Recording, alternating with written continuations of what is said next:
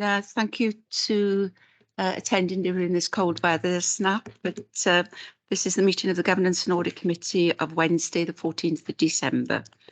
If we could take apologies for absence first, please. Apologies from Councillors Alan Jeffrey and Kelly Roberts. Thank you. Any disclosures of interest, please? No disclosures? Thank you. We can move to agenda item 3, which are the minutes of the meeting of the 9th of November. If we could take them page by page for accuracy, please. Page 1, page 2, page 3, page 4, page 5, page 6, and page 7. Can we have some hands up, please, if these are accurate reflection of that meeting? Thank you, councillors that are present at the meeting. And thank you to those that are the teams in. Okay, Jeremy? Yeah. If we can move forward then to the first item on the agenda, item 4, from internal audit. And it's nice to see Simon Cockins here this afternoon to present this report. Simon, can you go ahead, please? Yes, thanks, Chair. Just to let members know, this is one of the first of the second reports that was deferred from the November committee meeting. So this is dated current meeting. This is the first report which summarises the results of the follow-up work undertaken in Q2. So this is standard follow-up work of the normal audits that we follow up on. The audits that were followed up in Q2 can be found in Appendix 1 and 2. And then the summary of the actual results is on page 10 of the agenda pack. So the table at the top shows that of the recommendations that were followed up, for the medium risk recommendations, of the 27 that were made, 26 had been implemented. Of the low risk recommendations, of the 78 that had been made, 72 had been implemented. And of the good practice recommendations, 22 of the 23 had been implemented in that quarter. So this is the follow-up work of the standard high and substantial assurance audits that we undertake. The moderate assurance reports are followed up separately and are reported separately to committee. And also the second report is the fundamental recommendation tracker, which is reported in a different report. So this is just a standard follow-up work for Q2. As I said, Appendix 2 has got some more detail on the audits that were followed up and some of the recommendations that weren't actually complete at the time. As you can see on page 16 of your agenda pack, only one of the recommendations was medium risk. The rest were low risk or good practice, which will be followed up the next time the audits are completed. So I'll take any questions from members on that report.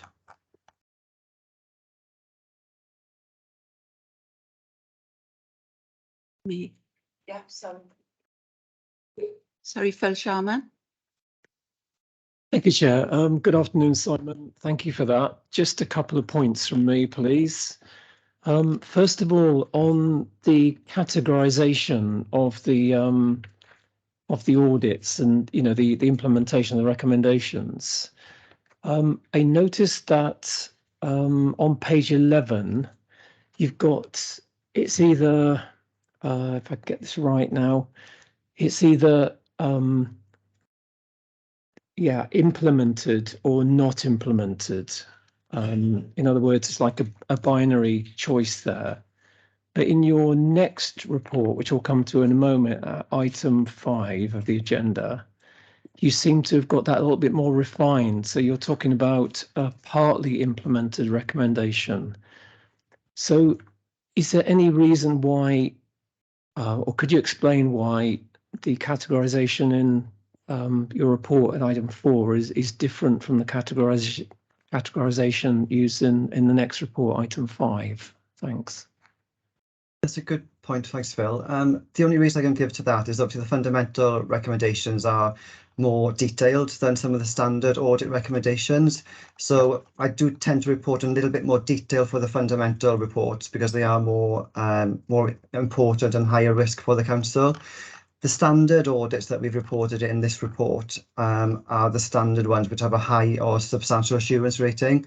So they are less risk really compared to the fundamentals. I'm happy to take that on board, Phil, and maybe add that part implemented recommendation category to this report going forward if that's necessary. But with these recommendations, it is a bit more clear cut, shall we say, in terms of the follow-ups. Yep, no, I can understand that. So there's a clear distinction between, you know, is it there or it isn't? There's no kind of a grey area midway, but have a think about that, Simon. Yeah. Just in terms of consistency between the two. Chair, there's just one other point if I can raise, yeah? And it's something that I know we've been beating on about for a long time, Simon, but this is about paragraph 5.1 of the report. And in fact, it's also mentioned in the opening paragraphs that the committee identified back in 17-18 the need to track progress on not only your work on internal audit, but also those of the Audit Wales, you know, the external audit reports. And I know you've said there that, you know, like you're dependent on an IT system or what have you, but in all fairness, 5 years has passed since this was first raised by this committee. It would be really helpful to understand what tangible progress has been made in the last 5 years to track the work of Audit Wales reporting on Swansea. Thanks, Phil. I'm not sure if Richard Rowlands is in the meeting this afternoon. I think Richard actually gave some advice on this as the performance manager. It would be his area to track those recommendations. So I'm not sure if Richard is here to maybe give committee an update on that. Yeah, I am here, Chair. Do you want me to answer the question? Please. Yes, please. Yeah. Richard. So we did actually used to track the Audit Wales recommendations in quite a lot of detail. It was a manual process. We used to do it through an Excel spreadsheet. But as the reduction in resources in the council and the reduction of staff available to do that particular piece of work, that's when we had the gap where some of these recommendations were not being tracked. Where we are presently, we do track what's happening with the Audit Wales reports to make sure that they go through the correct governance process, that they go through scrutiny and that they come to this committee. And we are now working to develop a software solution, which we've had to procure, which will resolve this matter going forward. And I hope that this will be in place early on in the new financial year. Yeah, thank you. I just didn't want to lose sight of that one because I know it's been sitting around for a while. So very encouraging to hear. Richard and Simon, thanks for the report. Richard, do you want to add about the central distribution point as well that you introduced, so you ensure that those reports are going to the appropriate scrutiny committee? Because you gave that as a source of assurance for this committee previously. Do you want to perhaps reflect on that again? Yeah, sure, Chair. So we've set up a shared inbox, basically. So every email that comes from Audit Wales on their new reports, the reports that they publish, goes to this shared inbox.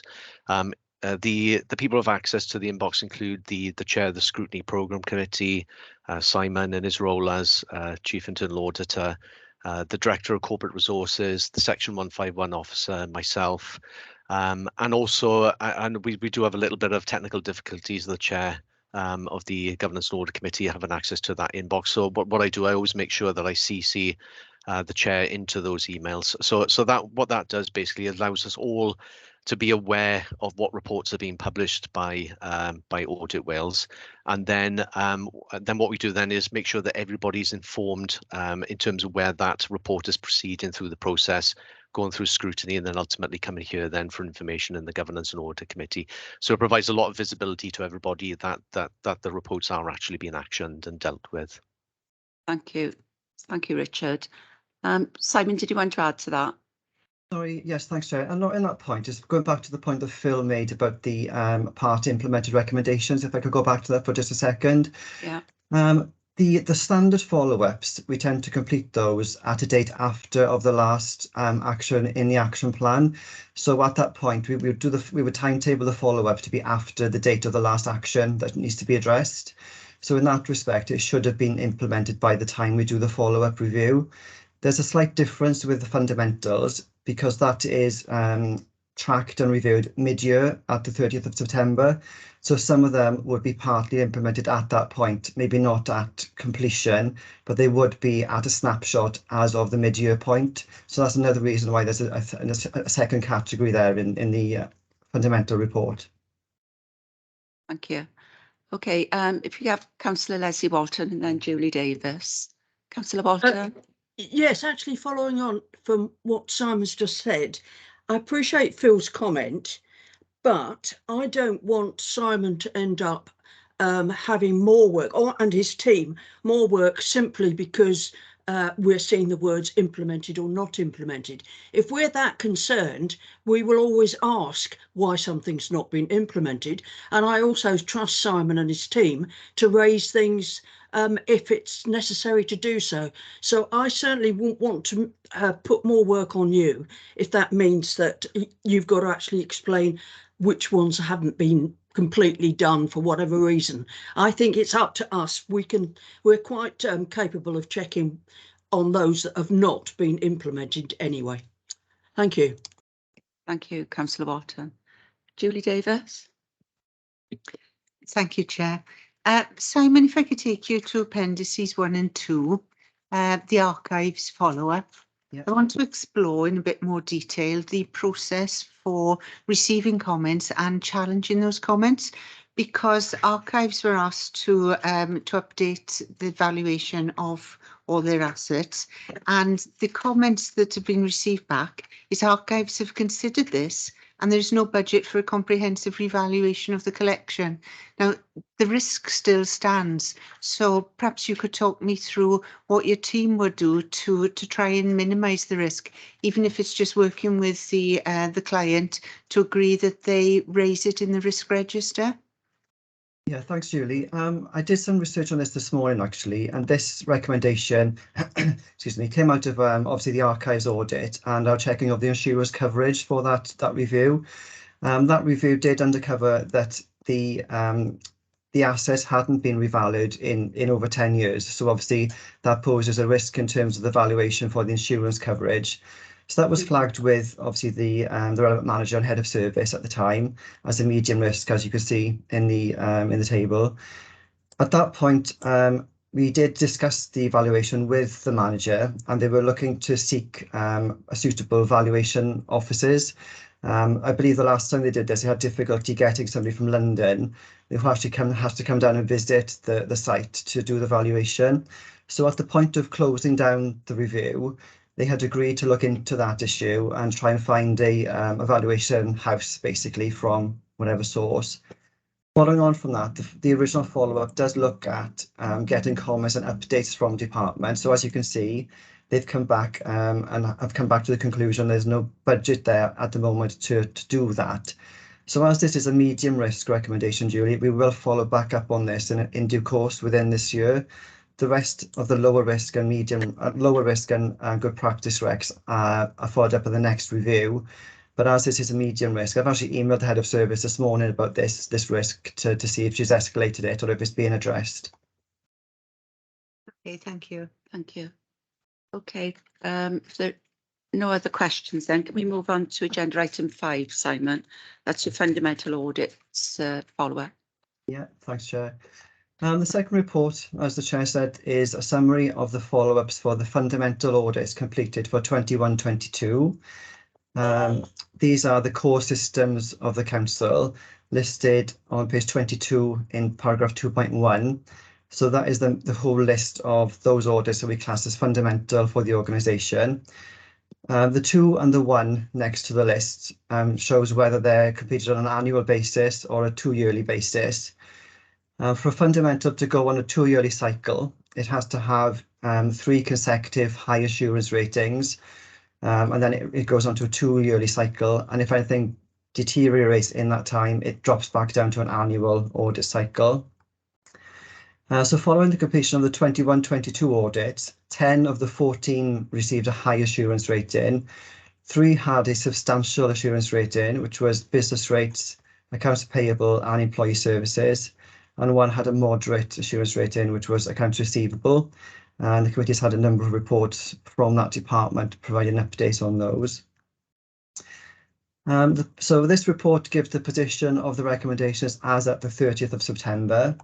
So the table at the top of page 23 shows that of the 61 recommendations made across the reports, 36 had been implemented completely, 8 had been partly implemented, 10 had not been implemented, so the implementation date had passed and they had not been implemented, and 7 were not yet due.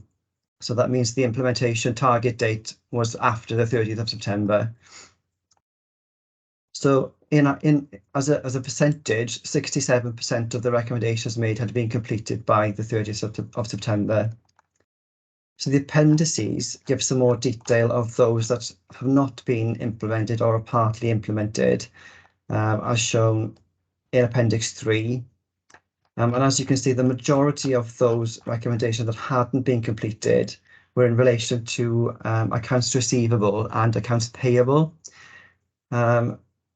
Again, I'll reiterate that those are annual audits because of the assurance rating that was given in the last review, and both of those reviews are currently underway within our team for the 22-23 fundamental cycle.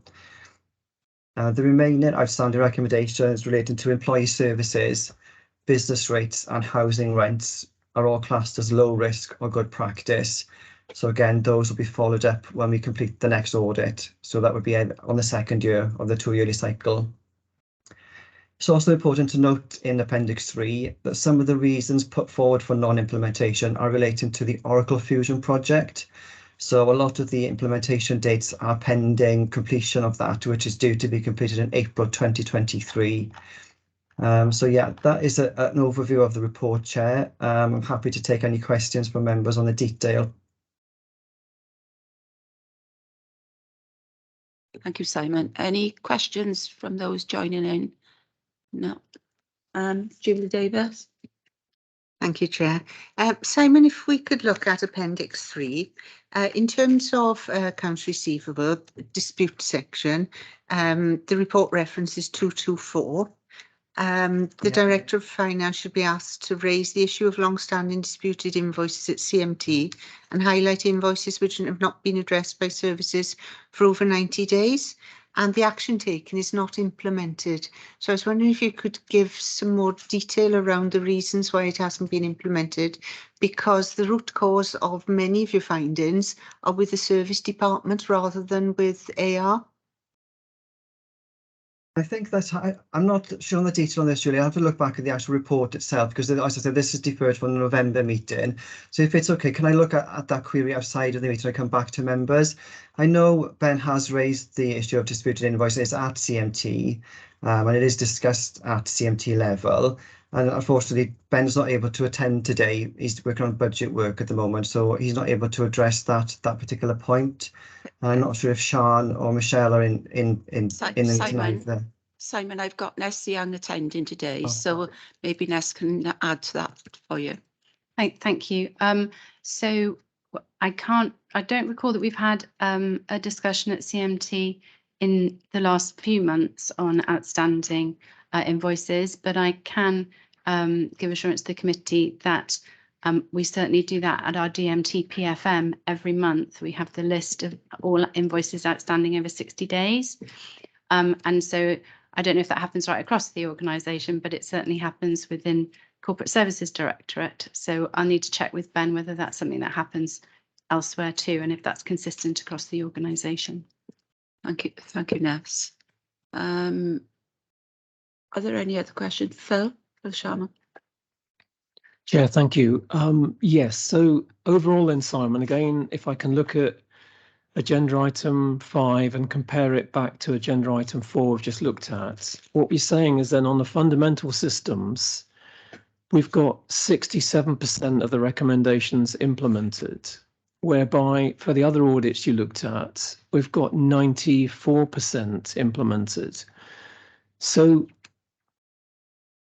Simon, can you confirm then well, perhaps you can tell us, I did read something in the report about Oracle implementation, but can you just explain to us why we're seeing such a big gap in the performance of those two kind of blocks of follow-up? pretty much there's a 30% difference between the two in terms of performance. Simon, just while I'm on the point, I liked the graphic illustration that you did for the regular follow-up work. I thought that was really helpful because it shows on the graph, what you recommended, and then those have been implemented or not implemented. But I didn't see a similar graphic appear for the fundamental audits in agenda item 5. And again, I think that would really expose the performance there with only 67% being implemented. Thanks. Yeah, thanks, Phil. I mean, I'm happy to take the advice of the chart on board and add that into the report for the next time. That's absolutely fine. That's not an issue at all. In terms of the implementation, as I said, if you look at the actual Appendix 3, a lot of the recommendations that haven't been completed are in relation to accounts receivable and accounts payable. Committee have had a number of updates particularly from AR, accounts receivable, in terms of resource issues. So a lot of the reasons that those recommendations haven't been completed are due to staffing resources and staffing issues.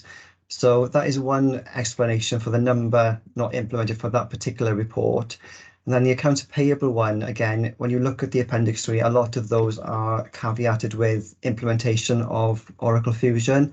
So that is the only basic explanation I can give, Phil.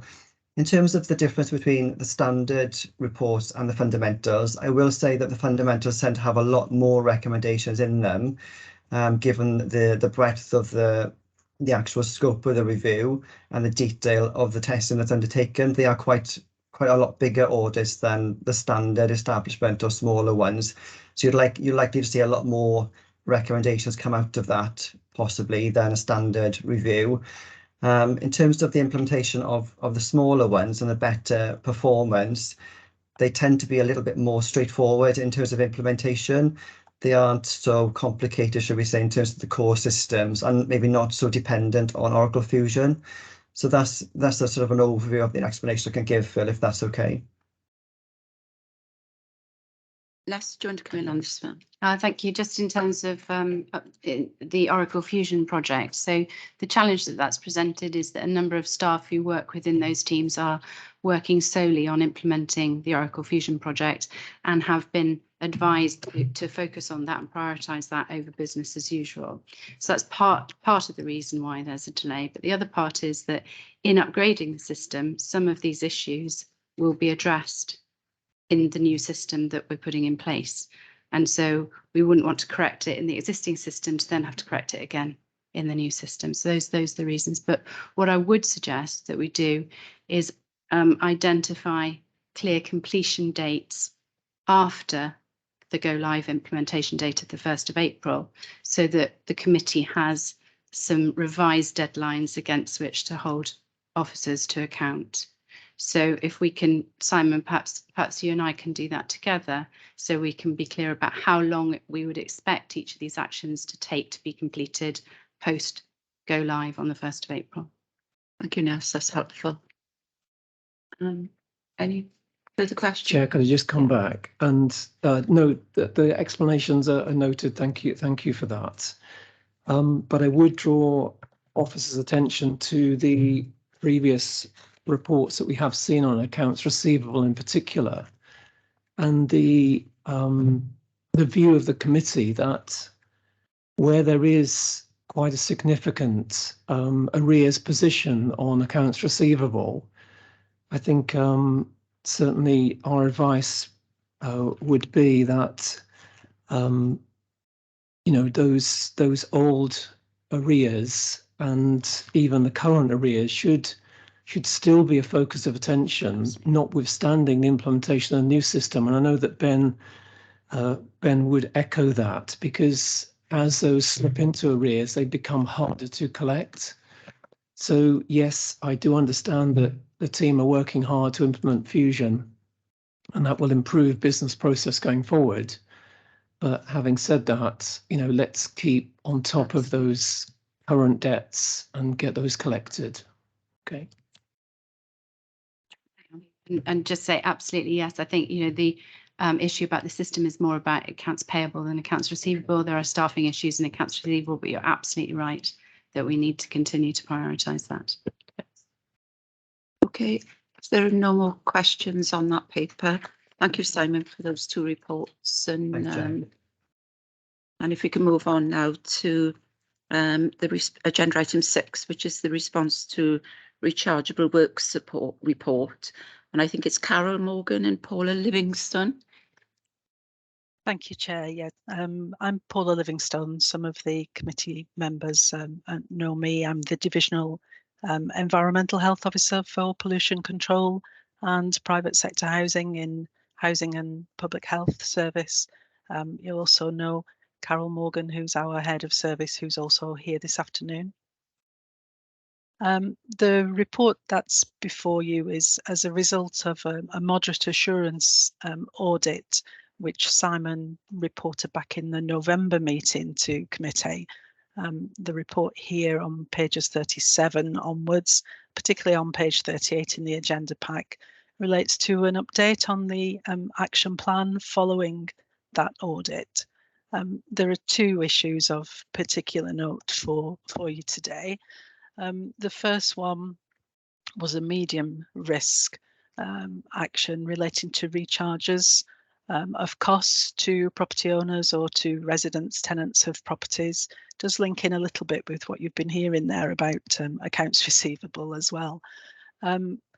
We did make progress. One of the issues that was highlighted by Simon's team was that there was a delay in some invoices being created as a result of all costs being known for rechargeable works.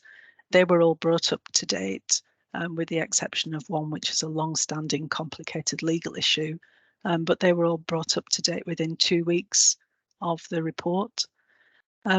We currently also have a staffing issue. It's a very small team, and the senior officer in the team actually left the department at the beginning of October. Due to the current budget restrictions, we've not been able to advertise and recruit to that post, and that remains the situation certainly in the short term until financial situation for the next financial year is known. So that's had a serious impact on our work related to rechargeable works. Invoices are still being created, and I'm very hopeful that the delays that had previously been there are not there at the moment, but the oversight of this particular area can't be carried out in such close detail because of that staffing vacancy at the moment. The second issue, point 1.6 in the report, related to a high risk action. This relates to invoices where there is debt, which where the invoices haven't been paid. As I say, this links in with the AR issues. We've been able to review what we're doing in this area. We're not able to review the 60-day unpaid debt report each month because of those particular staffing issues, but the 30-day debt report is looked at. Again, that staffing shortage does have serious implications for us and the amount of work that can be carried out. The write-off report for the cabinet member is due to be looked at in Q4 of the current financial year. I've explained there was a typo in the previous report. And the final thing there in the report mentioned the fact that we're going to review the old unpaid debts to see whether any of those could be recovered using the Law of Property Act. I don't know, Chair, if members of the committee are aware of this, but it's something that we do deal with for empty properties where there is an outstanding debt. Certain specifics have got to be in place, but it does allow us, where there are debts owing to the local authority, to actually enforce the sale of the property. It's done through auction, so we try to get the best available price for the property. It's got to be an empty property. And where that's possible, then we can reclaim the debts that are owing to the council. Last month, we were successful in enforcing the sale of a long-term empty property and recovering debts owed of over £51,000. So it can be very effective. That was a very positive outcome for us, and that's something that we're going to do to look closely at the amount of debt that is outstanding, and where this is a possibility, we'll look to implement that. It's something we do with the legal services. If there are any particular questions, Chair, that you or other members of the committee have, we'll be happy to try to address those. Thank you, Paula. I wasn't aware of that scheme, but I'm not quite sure if other members were either. Jeff, do you want to come in? Yes, I must admit I was unaware as well. This is something actually new to me. You mentioned about the vacancy caused by, I think, somebody actually resigning, serious consequences. What sort of consequences are you actually talking about, and how will you prioritise those consequences to, shall we say, get over the worst worst things that actually happened because of that vacancy? Yeah, so Councillor, the senior officer in the team who actually resigned, it's a very small team. The public health support team provides administrative support for all the different teams in the public health service. That post holder supervises the team and also is directly involved in overseeing all the admin of rechargeable works, as well as lots of other admin functions. And say it's a central admin team for the service. So besides carrying out supervisory roles and carrying out one-to-ones for the officers that are in the team, where this type of work will be scrutinised in detail, that type of work is passing to me at the moment alongside my other responsibilities. Hopefully you would appreciate that I'm not able to pay as much time and attention to that as the immediate line manager would be able to do. As I say, the invoices still are, the rechargeable works process is still operating, but there are inevitably some delays that will take place in invoices being created, work being concluded, checks being made with finance colleagues to make sure that invoices, where they are paid are all removed from the system. It's a wider impact as well on other areas of work that the team carries out. Okay, Jeff. Yes, thank you. Any other questions? Julie. Thank you, Chair. I was hoping to ask this question of Ben Smith, but as he's not here, I don't know whether Ness might be able to throw some light on it based on your previous points about AP. I know the Oracle Fusion project doesn't cover accounts receivable, but Paula, you mentioned that there's some duplication within the process, and I'm wondering whether there is any option to streamline the process to minimise the risk of duplication. Do you want me to respond to that initially, perhaps? Yes, I don't please. know. Yes, Yeah. Yes, please. Sorry. Thank you, Chair. It's something that we've looked at. I think as Simon's mentioned in response to the previous items on the agenda, there are many different teams that are involved with invoicing, but with rechargeable works, whilst that starts within housing and public health, finance and legal are also involved in there. One of the recommendations as a result of the audit was that my team as a service unit look at the outstanding debts and look to send reminders, perhaps to chase the people who've been invoiced. Now, that's something that already happens within accounts receivable, and we were concerned, as I hope you would understand, that we don't duplicate work when everybody's under pressure with staffing resources. Obviously, whilst it's still important we try to recoup as many of the debts as possible, we don't want to be duplicating that work. And that's one of the things where we would hope, if there were to be a review, which would need everybody's agreement and obviously resources being able to put into such a review, but we would hope we wouldn't then be duplicating that type of work. I don't have any first-hand knowledge of the Oracle Fusion project, sorry, so I'm not able to comment on how that might affect. Okay, thank you. I think my concern is if two departments think that the other person is doing it, it can fall between the cracks. And I want to make sure that at least someone is actually fulfilling their responsibilities. Yeah, I certainly know from conversations with colleagues in finance that is the process that is in place.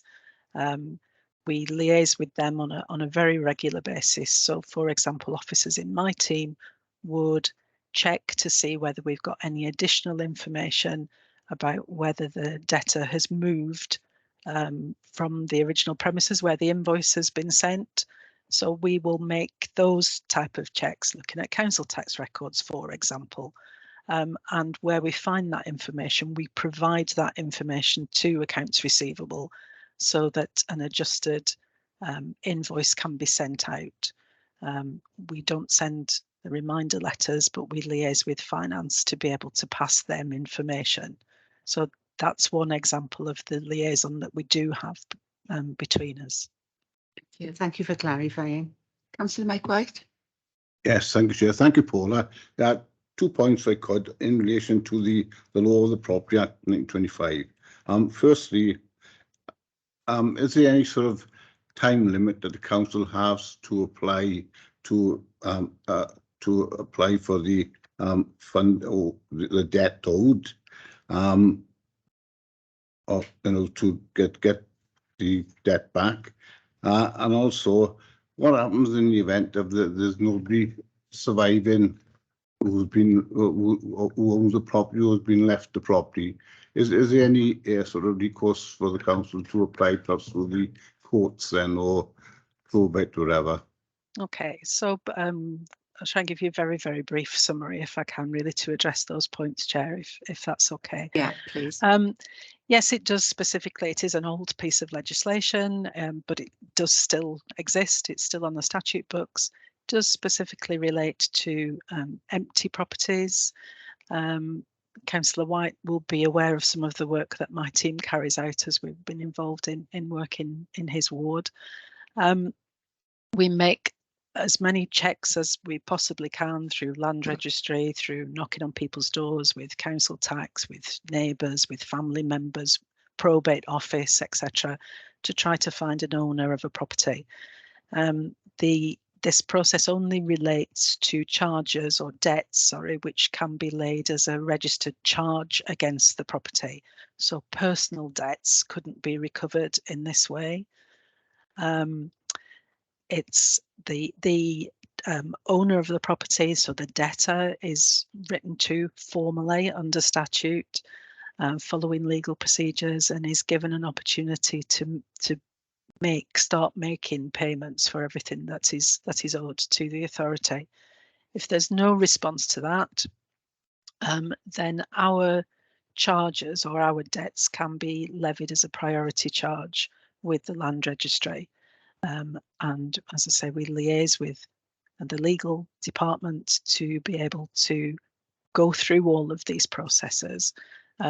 We work with local estate agents and auctioneers to be able to then put those properties out to sale or put them up for sale. We've found through experience that going through auction is the best way. We've not had a property that we've dealt with that hasn't sold in that way. Swansea was the first authority in Wales to actually use this piece of legislation to recoup debts against empty properties. And we can, Councillor White started off by asking, was there a time limit? And yes, it's 7 years. That's the limit of how far back that we can go. So we've had a lot of success with this. Normally, what we've found is that the person that's buying the property is either a developer and will use other means then to bring the property normally up to a good standard. Traditionally, rechargeable works is done on property, carried out on properties where there's something wrong with the property itself anyway. So either the person's buying it as a developer to look to sell it or rent it out, so they carry out work and then do that, or somebody's looking to buy a property at the best value, the best price that they can get for it, and look again to refurb the property, perhaps to move into it. We've had a television company has actually bought this property very recently, so in the not too distant future, I think it will be featured on the television as a particular property that's been bought through auction and then been done up. Yes. Thanks. I just wanted to clarify, AR is in the Fusion project, but where we were talking before about the previous recommendations, we are still focusing on debt recovery, even though we're doing the project. So I didn't want to, so it was accounts payable where we were saying some of those recommendations, which were lower risk, are on hold until the go live date, but AR is part of the Fusion project. And there are sort of different, I guess, phases to our opportunities to improve the efficiency of AR. So we're upgrading the system, and then we also need to look at processes and how we actually improve the way the connections are made between services and accounts receivable. So that's the kind of next stage once that system upgrade is in place. Thank you, Ness. Phil. Yeah, thank you. And Paula, thanks for your explanation. If I could just remind everyone that both this report on rechargeable works and the next report from officers on Western Bay Adoption Service are in response to moderate reports issued by Internal Audit in the last committee, which was our November meeting. And certainly from my point of view, and I'm not picking out these two, sort of separately, but it'd be really helpful if officers were able to respond to a report raised by Internal Audit at the same meeting that comes forward. It's just, for example, in the case of this one on rechargeable works, now I've had to look back to the agenda, the November meeting to remind myself of the issues that were flagged in the original report before I then look at the officer's response. I did notice that the next report on Western Bay, the officers have appended the original internal audit report, so you can make cross-reference. Look, with that aside, I think the fundamental issue that we had with this report coming through from internal audit was there was £194,000 worth of debt outstanding. And a lot of this was more than 60 days old, which indicates to us that the system, rightly or wrongly, isn't working. So could I just ask that, and I do know what is being said about resources here, but to me, it sounds like this would be investment to save.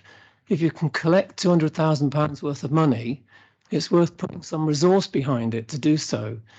Now, I just also wonder whether there's an opportunity here on rechargeable works, and I'd be interested in Paula's response to see whether some upfront payment could be secured before the works proceed. In other words, it doesn't place the council at risk for carrying the debt. It'd be much better if you could ask for, maybe even 50% or 90% of the money to be provided for the work before you go ahead and do it, rather than wait for the work to be done and then struggle to collect the debt. Okay, so sorry, perhaps if I can respond there, Chair, there's a couple of things. Yes, our apologies for not being able to attend the November committee, but unfortunately, due to pre-booked leave, neither Carol nor I were available. Otherwise, we most certainly would have attended in November. And my apologies that I didn't append the previous report. I take that on board should we come back to committee on anything in the future. Hopefully, acknowledging the £190,000 debt, as I've just explained, some of the debt and the debt recovery process can be very complicated and can be lengthy. With this one enforced sale property that I've mentioned to you, we've been able to recover £51,000 of unpaid debt. So hopefully you can see that that's a big chunk that's come from that debt recovery process. I'm not sure, again, forgive me if this is something that all the committee members are aware of, but perhaps could I just explain what the rechargeable works process relates to? So it's not somebody coming to the authority and asking for a service. They're not asking us to do something.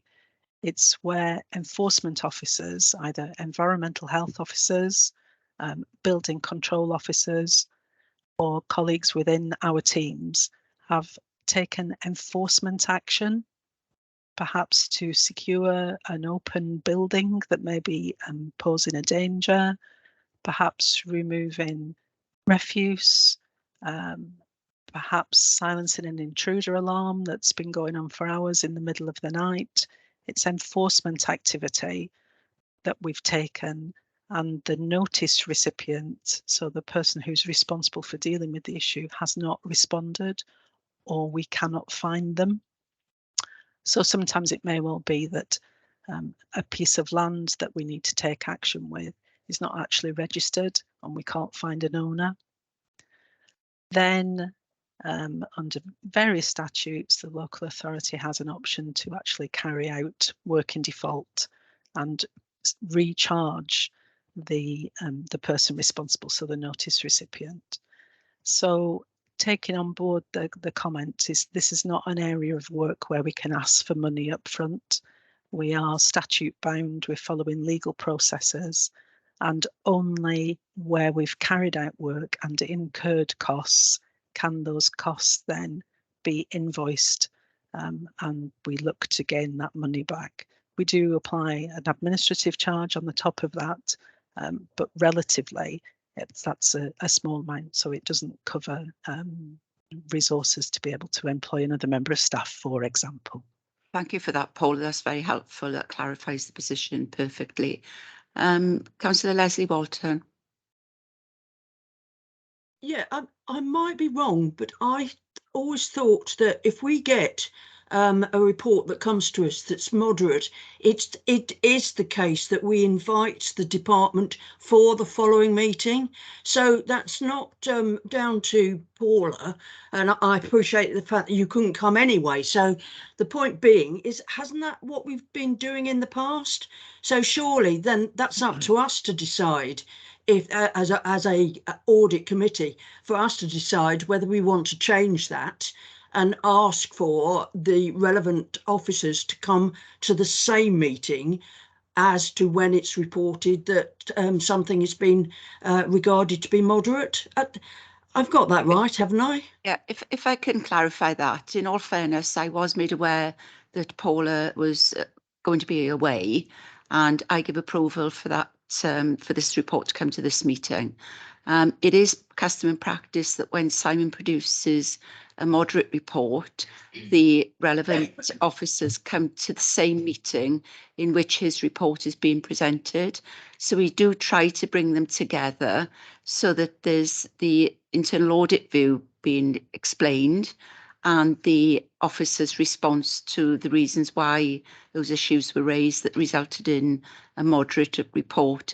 It's rare that someone will come to a following meeting and it's only approved with a real legitimate reason. And I was more than happy. I didn't want to ask for anybody's leave to be cancelled. I thought as long as it came to this meeting, that would be fine.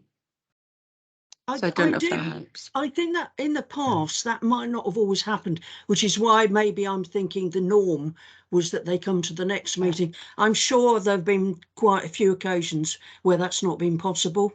So that's what I'm remembering. And if I can I make one other comment? I feel a lot of sympathy for any department over the last few months who have lost members of staff. And I think that you can't just say, oh, this member of staff had got these certain duties. There's far more to it than that. If somebody is a long-serving member of staff, you're losing expertise, knowledge, values that you can't quantify. And at the moment, it also sounds to me like Paula is almost trying to carry out 2 jobs, when I'm pretty sure these days carrying out the one can be a pretty tall order. So I would like to thank Paula for coming today and giving us some very thorough answers to the questions that we've raised. Thank you, Councillor Walton. Councillor Mike White? Yes, Chair, just to endorse obviously what Paul has said. You know, if council gets contacted or the council gets contacted, there's a major perhaps health and safety risk or public health risk, people who would contact the council or councillors, they expect an immediate response. And as they say, and that's why it's important that the team that are there go out and make sure that we've got the, if it's unsafe building, that's made secure, or it's a public health risk, which could affect neighbouring properties. You know, it's important that it's addressed with ASAP, because that's the concerns of the people that have obviously are actually having problems with those complaints. And as Paul rightly says, you know, they get contacted and people expect that response, you know, ASAP. They say it's the councillor, and the council should be out there sorting it out. But as I say, I got to support exactly what Paul has said. You know, people want action straight away rather than being informed that there's a process that got to be through before the issue gets resolved. Okay, then I need to draw this item to a close. Can I also thank you, Paula, for your time today, and also for the efforts that you're putting in to try and keep this under our radar. And you know, the fact that there was 194k, you know, at that moment in time, the recovery of 51,000 should be acknowledged as well. So well done on that one. Thank you, Chair. You know, our sympathies go with the pressures you're under, but thank you for all the work that you're doing as well. If you wish to leave now, then please do so. You know, your time's precious, so Thank you you. can step down. Okay, thank you very much. Thank you. Thank you. So if we can go on to agenda item 7, and this is the Western Bay Adoption Service report. And similarly, I was aware that officers couldn't attend the last meeting when Simon was reporting the moderate assurance. So I was aware, and I was happy with the rationale and the reasoning behind why they were asking for the postponement of just 1 month. And I think it's Julie Davis and Nicola Rogers going to present this report. Yes, thank you, Chair. Welcome to you both. Thank you very much. I hope you can see me because I can't see you. There's something wrong with my laptop today. But anyway, so if it's okay, I'll give an introductory overview, and then I'll hand over to Nick to provide you with some of the details of the actions we've taken specifically in response to the medium and high risk items. So as you're aware, the internal audit was undertaken in September on our regional adoption service, and the Western Bay covers Swansea, Newport Talbot and Bridgend, and it's a vital service. It supports families in relation to changing lives of children for the better in relation to permanence for those children being sought through adoption. And a key part of that work is building relationships through one-to-one contact in people's homes, which can't be done in any other way. And that with it brings a lot of travel for those staff that are part of delivering that service. I very much welcome Audit's interest and support to ensure that our systems are robust and effective and also delivering value for money. So you'll note in the report that we have developed an action plan in response to the issues identified, all of the issues, not just those that are high and the 2 moderate, and the medium risks in specifically that I'm going to touch upon now were around expenditure and payments and compliance with the council's spending restrictions and contract and procedure rules and accounting instructions. 7 suppliers, in particular with the cumulative expenditure over £10,000 during that financial year. And the audit's inquiries revealed that quotations had not been obtained for any of the purchases and that waiver requests had not been completed. That was just as a medium risk. There was also then a medium risk in relation to travel and subsistence, where there were a number of instances where samples of claims were checked, where the mileage claim was higher than expected for the description of the journey, and that home to work mileage had not been deducted by a staff member.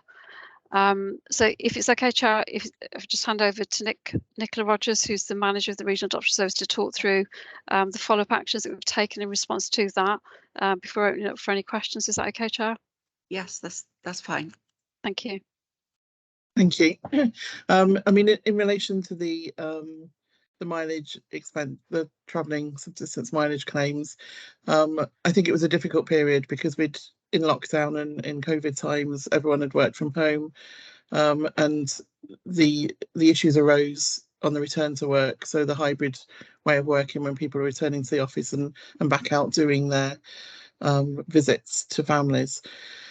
So as a result of that, we've now recirculated all the 3 mileage policies. We worked with staff from all 3 local authorities, so it was important to ensure that all 3 understood their own travelling mileage policy, because they're all different. And we've also put in an internal process whereby every month we dip sample the staff's mileage to ensure that we pick up any issues, there and then, rather than letting it build up in the way that it built up. It was in response to the particular issue was in response to one staff member who hadn't deducted the mileage from home to work base from her claim form. In relation to the other, you'll see the action plan. We've put in lots of other steps in relation to the spend. All of those have been actioned and are in place. We put them in place immediately. Thank you very much. Are there any questions on this paper? Julie Davis. Thank you, Chair. Reading the report in its entirety, it is quite concerning. There do seem to be a number of weaknesses in terms of financial control, and I'm especially concerned because some recommendations have been raised in previous audit reports. So thank you for providing comprehensive explanations of what you're doing to remedy the weaknesses. But I would like to home in on one of the medium risk recommendations, which is 211A. It's the first report reference in relation to a purchase order. It says purchase order must be created prior to goods and or services being procured.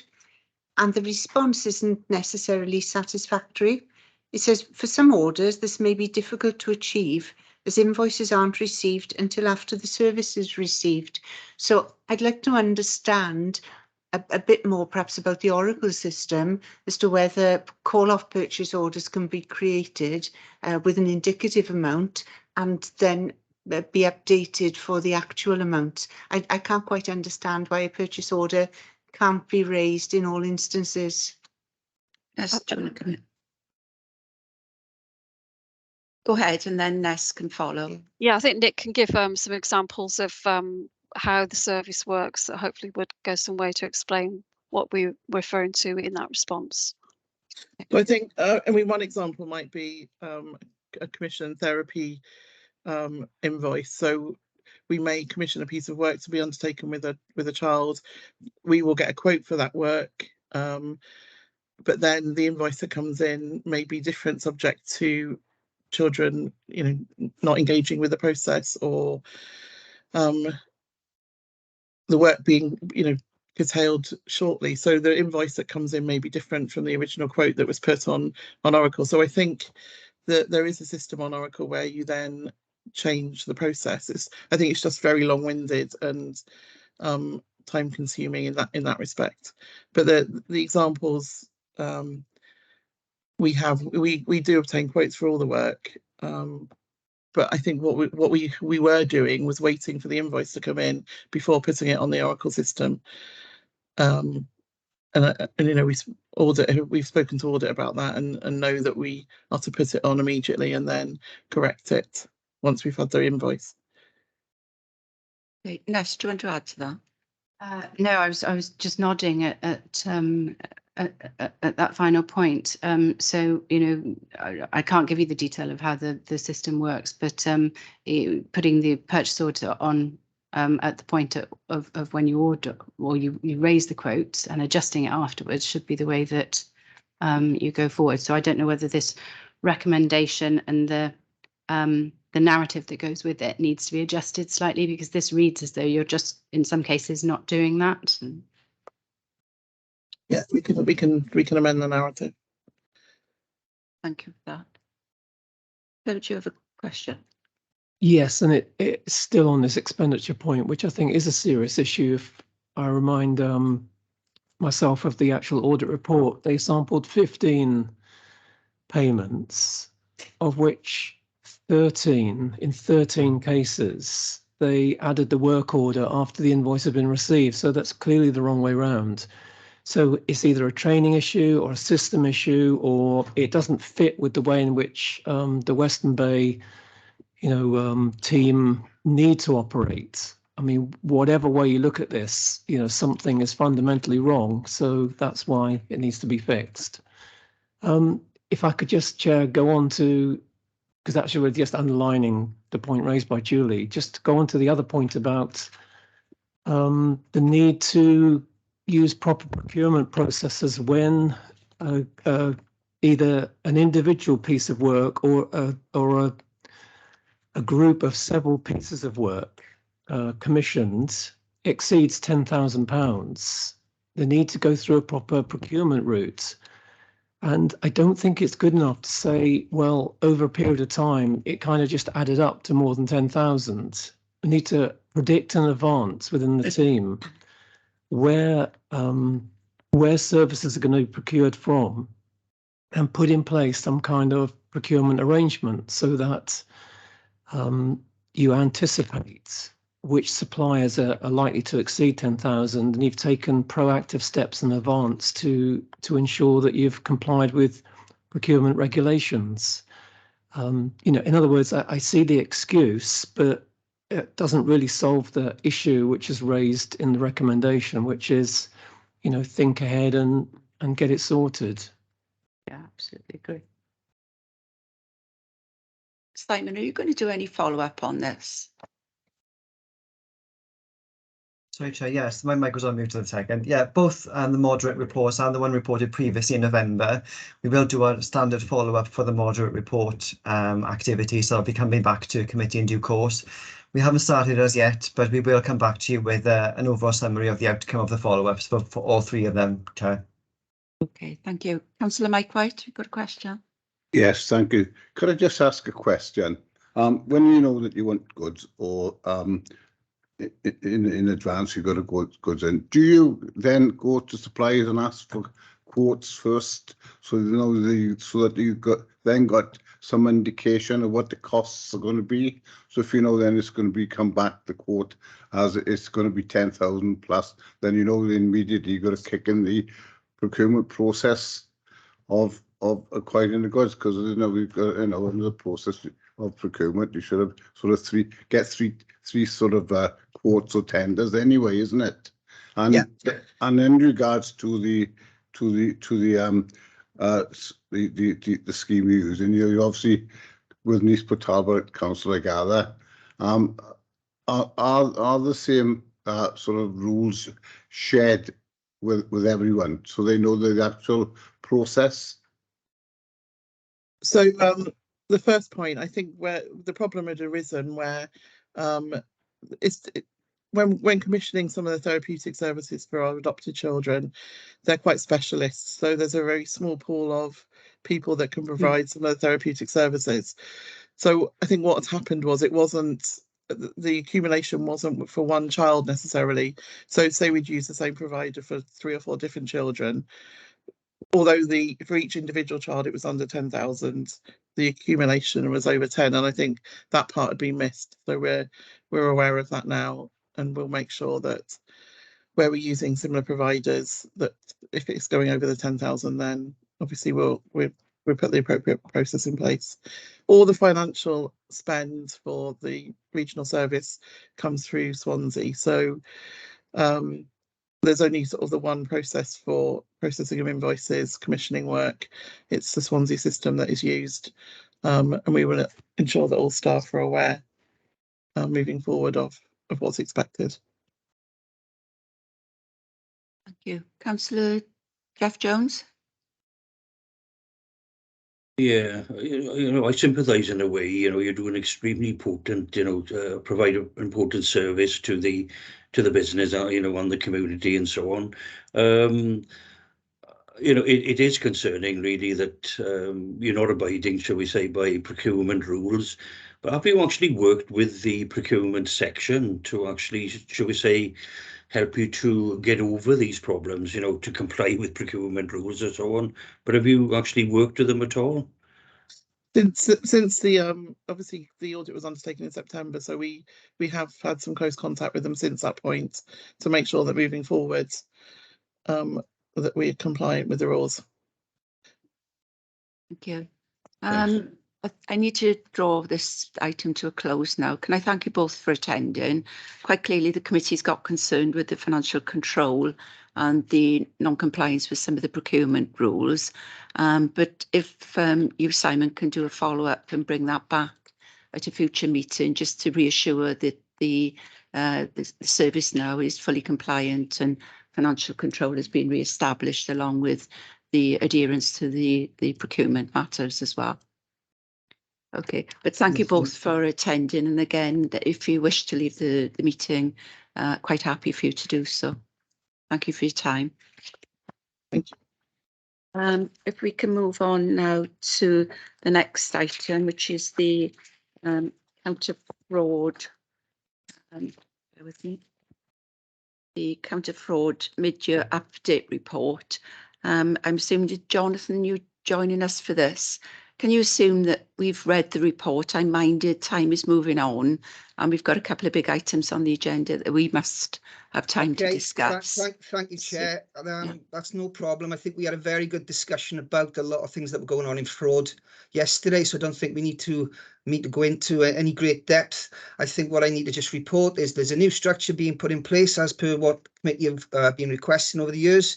There'll be 4 members of staff, 3 investigators and a manager. 2 new investigators will be coming on board in January, and the manager's post remains vacant. There are 8 areas in the annual plan. Of those areas, I expect that we will overcome all those areas by the end of the financial year. I bet one area in item 4, which is the NFI HMRC report, that sort of fits in. That's all about single person's discount matching. That fits in with the audit Wales report from the I can't remember, the auditor for Wales. That's in his report, and I'll go into that at the end of the year when I speak to you in the spring. Why we haven't complied with that, why we won't be complying with it in the second half of the year, and what we will be doing instead to rectify all that. I'm quite happy to take any questions, although I know we did discuss a lot of things yesterday. Thank you, Jonathan. Just in case there are public sitting in on the meeting, just to confirm, the meeting that's been referred to that took place yesterday was in fact a training session for the Governance and Audit Committee members. It wasn't a formal meeting, it was a training session. And there were a number of items that we discussed to enhance the profile of the counter fraud service that's been delivered across the council, and we've asked the chief auditor, who's got the overall responsibility, to look at some additional areas where we can maybe improve upon the service to make the success rates of what the team are doing more visible to the public, and that will proceed as we go on. So I've got no questions. Are there any questions around the table? Julie. Sorry, just a quick one, Jonathan. In paragraph 4.2, you provide us with a link to the Audit Wales report, NFI in Wales, and the the report suggests that 13 of the 22 local authorities identified 95% of fraud and error cases, and that the remaining local authorities have either failed to recognise the importance of the exercise or are unwilling to allocate adequate skilled counter-fraud resources. Are you able to tell me which category Swansea Council falls into, please? I'm not, and I'm not trying to fob you off, Julie. Basically, we only closed the report last week. The auditor for General Audit for Wales, when publishing his report, he published his report prior to us closing ours. So at this moment, I'm not able to comment on that. Certainly, when we do the end of year report, which comes to you in the spring, we will certainly have a better idea where we stood in all the different categories. Why we may have failed in some of the categories, what we will do about that going forward with the extra resources we have, and where we were probably one of the better authorities at dealing with things in certain areas. Okay, thank you. Councillor Jeff Jones. Yes, thanks for the report, John. It's good that you've actually got additional resource and so on. I know we didn't cover this yesterday. You've done a lot of good work, reported to the audit committee in the past. You've got this additional report resort to, shall we say, cover perhaps some of the shortfalls. But is there an expectation that fraud is going to grow in the future, especially with the economic downturn? I think fraud will always be there.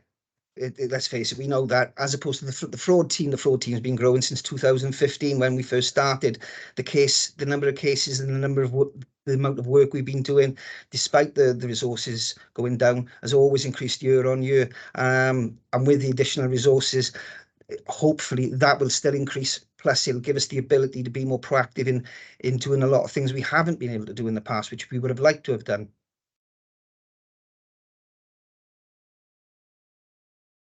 Simon Cockhill. Yeah, thanks, Chair. Just one brief comment in terms of NFI for Julie. We are definitely proactive in our work on NFI, Julie. We aren't one that doesn't pay attention to it. We do look at the matches, and there is a lot of work undertaken both by the fraud team and by departments as well. Obviously, Johnny will report in more detail on that in due course with his end of year report. But we are more the proactive side than the ones that don't care, essentially. If I could just draw members' attention to one part of the report on page 65. Auditor General for Wales report did come back with 3 recommendations in his report, which we've addressed there in terms of how we're going to address those points for the next exercise. I just wanted to draw attention to that because obviously that's our response to those recommendations, and we will be undertaking those actions for the 23-24 exercise, which is due in January. Thank you, Simon. There are no other questions. Thank you, Jonathan, and thank you as well from me. Thank you as well from me for the training session that we had yesterday. Very informative. And if you wish to leave, you're quite welcome to do so. Thank you, Chair. Thank you all. The next item on the agenda is the annual review of performance. I'm going to invite Richard Rowlands to present the report, and then I'd like to invite Ness Young to follow that. And I'm pleased to say Councillor Chris Holly has joined us for this particular report, and then Councillor Holly can come in after Ness, and then I'll open up to questions. So if you can go ahead, Richard, please. Thank you, Chair. So the report starts on page 77 of your papers, and it introduces the annual review performance for 2021-2022. Paragraph 1.1 to 131 on pages 77 to 78. That sets out the legislative basis for the annual review performance with specific reference to the new duties which have been imposed by Part 6 of the Local Government Elections Act 2021, which introduced 5 new statutory duties, including a new performance duty, which you can see in paragraph 1.3, which involves reviewing the extent to which the council is performing effectively, using its resources in line with best value, and also governing itself effectively. The second paragraph describes how we must undertake a self-assessment each year on the extent to which we are meeting the new performance requirements, and also as part of the new duties to publish it in an annual self-assessment report. In addition, as can be seen in paragraphs 2.4 and 2.5, The council is also subject to an annual reporting requirement under the Wellbeing of Future Generations Act, where we must assess the extent to which we are performing, meeting the council's wellbeing objectives, the council's key priorities, which are set out within the council's corporate plan. So as you can see in paragraph 2.6, the annual review performance allows us to discharge both of these annual reporting requirements. Paragraph 3 describes the process for self-assessment that was established following the introduction of the Local Government Elections Act last year, which we did by adapting and building on existing approaches, including the use of a modified version of the self-assessment tool that was devised by the Future Generations Commissioner, which you can see attached at Appendix A, starting on page 86 of your papers. And these self-reflection tools were completed by the corporate leads for each of the council's priorities, and then used as evidence to inform part 1 of the annual review performance, which is concerned with the extent to which we were performing effectively, meeting the objectives in our corporate plan. And I should also point out that the overview from each of the self-assessments was incorporated into our corporate performance reports, which were then subsequently reviewed by corporate management team cabinet and then went through the council's scrutiny process. We also built on and enhanced the process that was previously used to provide assurance and inform the development of the annual governance statement, developing it into a self-assessment and management assurance process and statement, which you can see at Appendix B on page 90 of your papers. And then these were completed by each corporate director to give us a corporate picture on the extent to which we are using our resources and are being governed effectively. And then the outcome from that was used as evidence to inform parts 2 and 3 of the annual review performance. And I should point out that these statements were reviewed by the annual governance group, which was chaired at the time by the Deputy Chief Executive, and also they were reviewed collectively by CMT. And then these assessments were supplemented with a desktop review of a range of different evidence sources, such as various committee reports, regulator reports, performance reports, and also, of course, the scrutiny reports. And then these were used to cross-reference or to add to the evidence that had been derived from the self-assessment process and was used to inform all 3 parts of the annual review performance. In paragraph 4, we reflect on the first year of the self-assessment process and the need to take stock and reflect on what can be improved, including the amount of challenge in the self-assessment process. And there's also reference in there to the review of our arrangements by Audit Wales, where they identified in particular the need to improve the response rate to our consultation on the performance duty, which was done as part of the self-assessment process. And you can see the letter from Audit Wales describing the outcome from their review at Appendix C on page 113 of your papers. So these things that we can do to improve the self-assessment process have also been included in the review itself as specific areas for continued improvement. Paragraph 5 on page 80 outlines the format and the structure of the annual review performance. As I mentioned, the review is split into 3 parts. Whilst the review is divided in that way, there is naturally some crossover between the different parts of the review. So, work to improve the effectiveness of the governance arrangements can, for example, also help improve performance and the use of resources, and the same for the other areas as well. So they're not just hard and fast parts, they do interact with each other. Paragraph 5.1 describes how part 1 of the review is an assessment of the extent to which we are performing meeting the council's wellbeing objectives that are set out in the corporate plan. And then this is assessed using the criteria, as I mentioned earlier, developed by the Future Generations Commissioner's Office, described in paragraph 513, with reference to evidence, including the use of case studies within the review to try and help better illustrate impact. In paragraph 5.2, we can see then that both parts 2 and 3 of the review on the effectiveness of the use of resources and on the governance arrangements that are in place are assessed using the same criteria, which you can also see in paragraph 5.2. And what we mean by resources and the effective use of resources is then described in paragraph 5.3 to paragraph 533. And likewise, what we mean by good governance and the effectiveness of governance arrangements is set out within paragraphs 5.4 to 544. Each of the 3 parts of the annual review performance then concludes with an assessment made against the criteria, and as part of that, areas for continued improvement are identified and included within the review.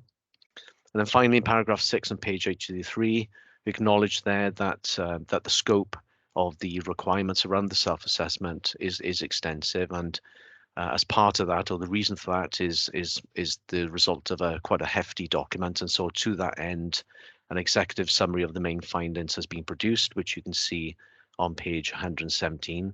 And we will also share the report with our colleagues in the communications team to see what can be done to produce a version that's perhaps more accessible to the public, and perhaps an easy read version as well going forward. In terms of the overall approval process, the review has been approved by CMT and has been considered by the Service Improvement and Final Scrutiny Panel. So pending any further changes, it will next proceed to full council in January next year. Thank you, Chair.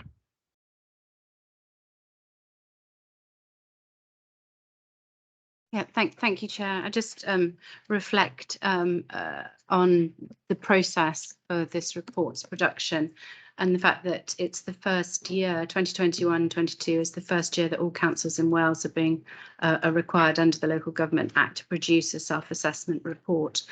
And while the requirements of what's covered in that report are quite clearly set out in the guidance, the statutory guidance, the way in which councils go about doing that is really left to individual councils to determine. And I think you're looking at the report that we've got in front of us. It's a significant tome which sets out a huge amount of information about what the council has achieved. And what we've tried to do is incorporate what we put in on our annual report together with that self-assessment process. And I think it's probably fair to say, like all councils across Wales, there are parts of the report which are probably very strong on analysis, and there are other parts of the report where we know we need to potentially do more to strengthen the analysis of the evidence that we've gathered about our performance and what that means for us moving forward. But I think it's just important to recognise that we are at that first year, and it was always intended through the Act that this would be a process of development, that councils would get better at self-assessment year after year. And I think the other thing to reflect upon is that those areas of the council that have been more traditionally subject to external regulation, particularly thinking about social services and education, have more experience in self-assessment than potentially other parts of the council, which for some for which, and I'd include corporate services in that regard, this is a newer area of development, and we can see that there is further work to do. So I think it's been a very, very useful and positive exercise for us as a council, and something which Richard's report already acknowledges. There are some elements of success which have been recognised by the Audit Office in terms of our arrangements, but also some areas where we will need to focus and do more next year. And I'm thinking particularly about improving potentially the link between not just describing what we've done, and there's a lot of really good stuff in the report, but also the analysis of the impact of what we've done on the outcomes that we're trying to achieve. And also looking at the consultation. The consultation element is an important element if you look at the Act and its intent about how we make sure that we are understanding what our customers, what our citizens, what our partners think of the way that we're performing and what we're doing.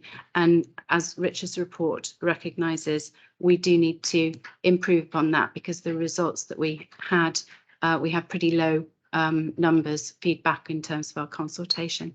But also we need to then take that feedback, understand it, and apply it in terms of what we decide we are doing in terms of further improvement. The final point that I would make around next year, or this year's process, 22-23, is that we potentially need to link more with our corporate risks and understanding the links between our performance and our corporate risks, because the narrative around that potentially could be stronger. And also, it would be good if we could produce this report more quickly next year, because it's a long time since 21-22 now. And this will be coming to council in January next year. And I think it's, the self-assessment is about being honest about where we are and not being too harsh on ourselves if we haven't got everything in this report exactly right this year. It's I would say, our self-assessment journey is a work in progress. Thank you, Ness.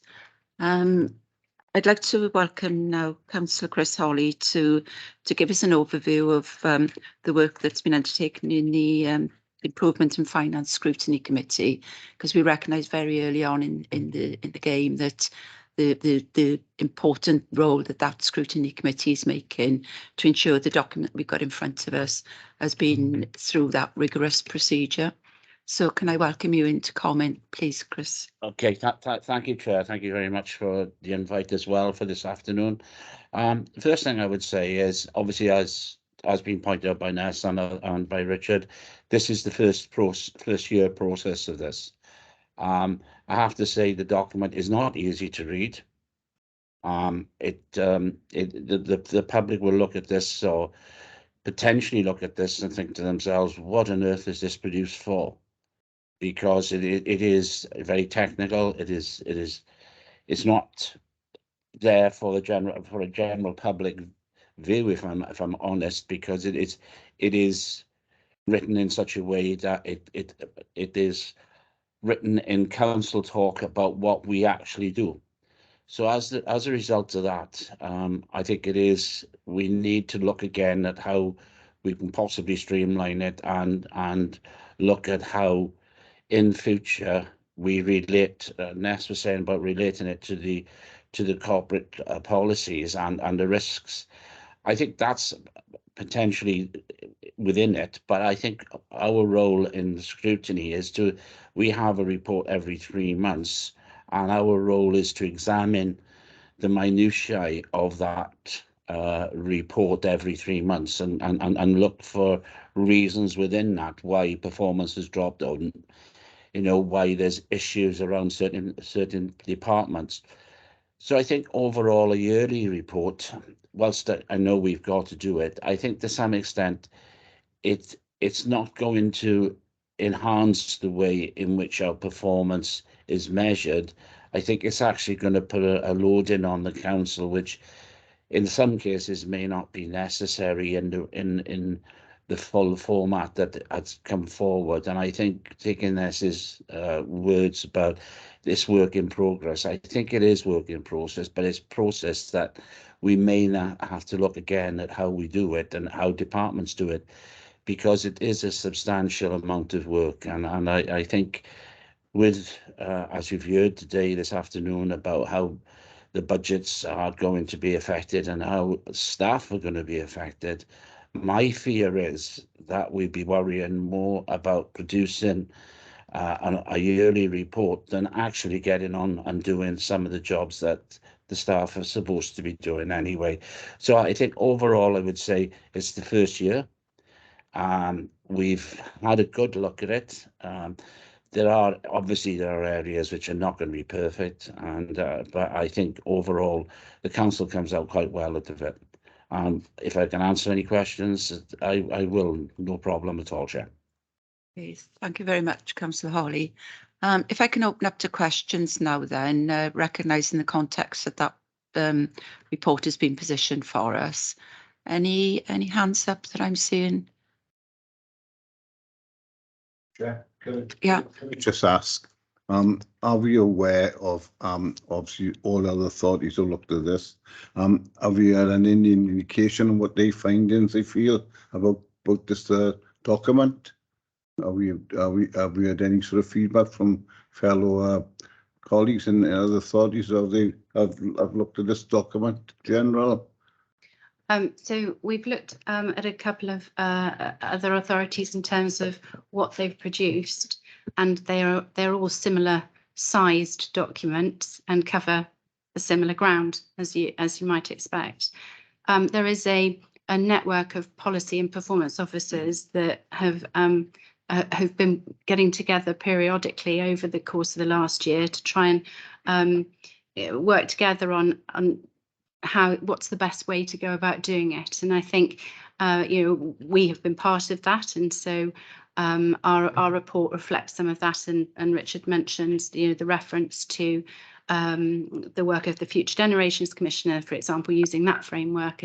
But I think that group will continue to meet to be able to refine and review the reports that have been produced this year to try and then refine what happens going forward. I think the other point I just make, though, is that the annual review report is a culmination of the self-assessment elements that should be built into our performance management framework throughout the year. And so the developments that Richard's referred to around the SMAS, I'm sorry, I can't remember the acronym name, but the report where, and our corporate performance reports, as Chris referred to, means that it's how we actually are being self-reflective of our performance as we go through the year is more important than the production of the annual report at the end, if you like. Because it's what we do day by day that really counts. The annual report should just be our writing up of that process. Thank you, Ness, for that. Councillor Leslie Walton. Yeah, thanks, Chair. Just following on from that point, I would suggest that one way to make this easier to cope with is to see if we can do something that some of it gets written up during the year, rather than you leave it to at the end of the period to compile this report. The other observation I would say is surely it's going to start having implications for the annual government statement. And maybe again, that will mean it will be not quite such a big workload if the two are linked in some way and the work done to produce them is linked. Thank you. Absolutely agree with that, Councillor Walton. Phil Sharman. Chair, thank you. And Chair, if you don't mind, I do have a few points I need to raise, and I'll do them. I'll do them one by one, give officers a chance to respond rather than reel them off and then get lost as to where we are. Okay. Now, first up, and thank you very much both for officers Richard and Ness, and also Councillor Holly to outline the process. I think the process is very important for us as a committee to understand how it's gone through the mill before it gets to us, because we do have a review role in terms of our governance and an assurance role before it goes forward to council. So could I start off by saying then, when you were assembling the report, and I do understand Richard's point about there's part one, which is dealing mostly with the progress towards the Wellbeing and Future Generations Act 2015, and then parts 2 and 3, which deal with the self-assessment and performance reporting. Now, when I read it, part 1 used one particular methodology, parts 2 and 3 used then a different measurement methodology. It just had the impression that they were out of kilter with each other. And I do recognise they're measuring different things, but I just wonder whether you should have some serious reflection. I do understand the motivation to kind of join it all up into one report, but whether, whilst in principle it sounds great to join it up and have the simplicity of a single report, in practice, might it be better to report separately as to how you're doing on the well-being and future generations expectations, and separately how you're doing in terms of self-assessment performance on use of resources and governance arrangements? So it was interesting because there has been quite a debate across Wales about whether it should be separate reports altogether, and the statutory guidance isn't prescriptive, so it enables you to do either. But the requirement of the Local Government Elections Act requires you to assess whether the council is exercising its functions effectively. So that's the bit, the part 1. And because of the way we construct our our corporate plan and align it to the Wellbeing of Future Generations Act, in line with that Act, we assess our functions under wellbeing objectives. So that's why it makes sense to cover the annual report and the self-assessment together in one report. I think the point about having a different methodology for undertaking that assessment is an interesting one on which we should reflect, because I agree it feels a bit disjointed, and I think we will want to reflect as to whether using the Future Generation Commissioner's narrative of getting started, making simple changes is an effective framework to use, or whether perhaps we should use the framework that we've got for parts 2 and 3 for part 1 as well. And I think that's something we can consider for the next year. Chair, thank you for that. No, I understand and do agree the rationale in that case. But yes, in terms of looking at methodology, I think it would help if you're using a common assessment framework right through, in terms of what you might call a maturity matrix. And I did rather get the impression, and I could be wrong, that it was easier to score a 4 or a 5 under the Future Generations methodology, because it's like an encouraging type progression matrix, whereby I thought parts 2 and 3, it was a more harder edge test in terms of application and effectiveness of arrangements. But look, I could be wrong. Fine. So next thing, and I think you mentioned it, Ness, in your own remarks, I'd like to see, I think, a better triangulation between performance and risk assessment. I mean, at previous meetings of this committee with Richard's input, we've seen persistent red risks flagging in education with regard to attainment, in social services with regard to looked after, in financial management with regard to the medium-term financial plan and how challenging that is. And yet, when I read the body text here, in terms of performance, I don't see those red risks jumping out at me. It's a much more, can I say, a more generous kind of script in terms of how the narrative appears. And I think that triangulation would be, well, certainly for this committee, more helpful to try and understand, and I'm pleased that you picked that up. So I can probably move on and say, are we expecting to see some kind of consistency in lining up parts 1, 2, and 3? In other words, are we expecting to see, you know, if something is performing well in part 1, you'd see that reflect equally well in part 2 and part 3. And I know it's measuring kind of different things. But when I read it, and I just use perhaps an example to flesh this out, I think in part 2, there's a conclusion that financial management was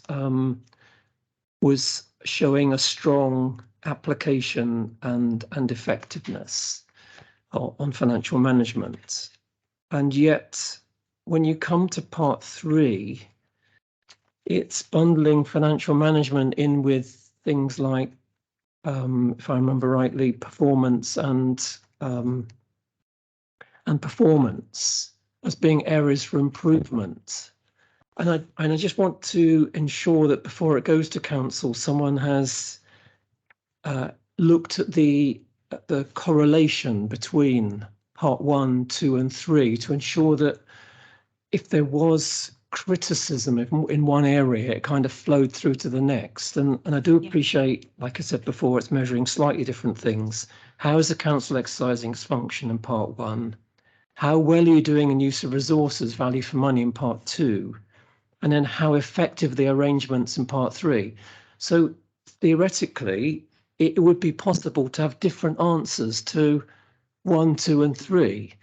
In other words, it doesn't force you necessarily to have consistency through the parts. But equally, I think it'd be quite good for someone to just sort of test the relationship between the parts, just to be sure there's no there's no inconsistencies that can't be rationally explained, if I can use that language. Okay. Can I come back up? Yeah, I think that's very sensible advice, and I think one of the challenges we have. So in part 3, we're using the good governance principles, which does lump together a few things that were perhaps separate in part 2. Okay. And so I think the point that you're making, that we need to just make sure, if that is the case, we need to ensure the narrative pulls out the element that was referred to in the previous part, to make sure there is that consistency and the reader can see the consistency. So I think that's something which Richard and I can take away from today. Very good. Chair, my last point then, if you'll forgive me, and you might regard this as a pedantic point, but I think it's important as well.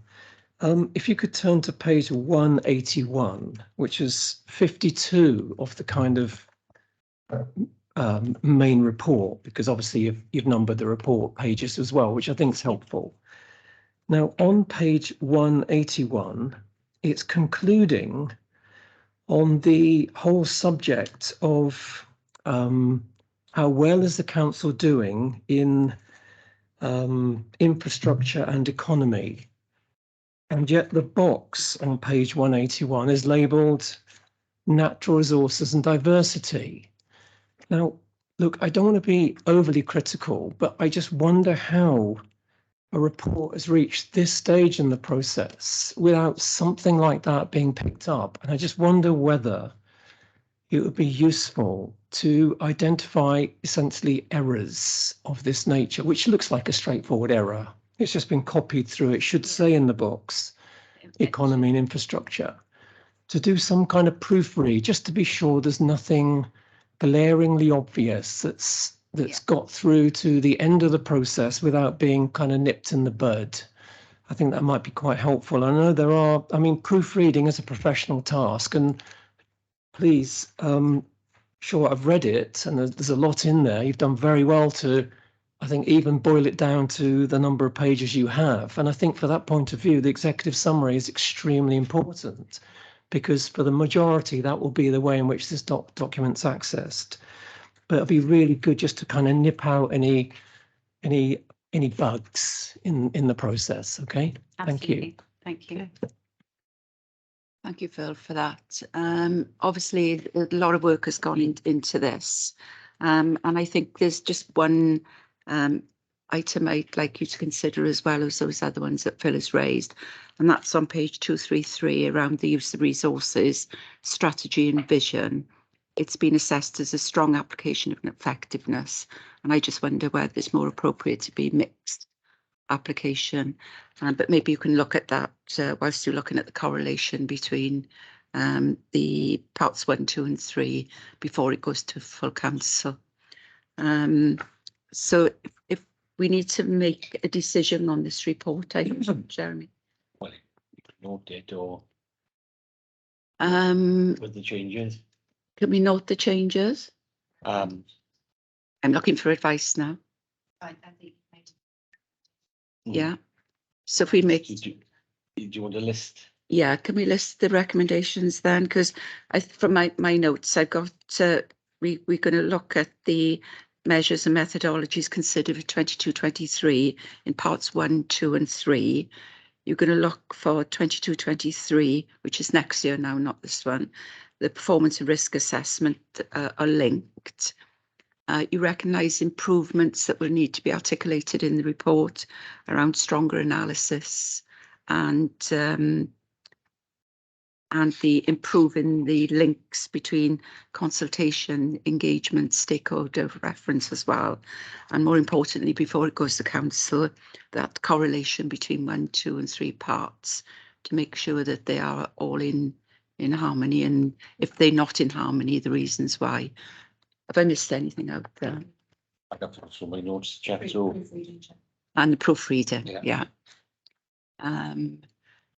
It's a huge amount of work, and you know, I'm not underestimating all the work that's gone into this document by all officers across the council, including the work that's been done through Councillor Chris Holly's scrutiny panel as well, and obviously Ness's input and Richard's guidance and steer.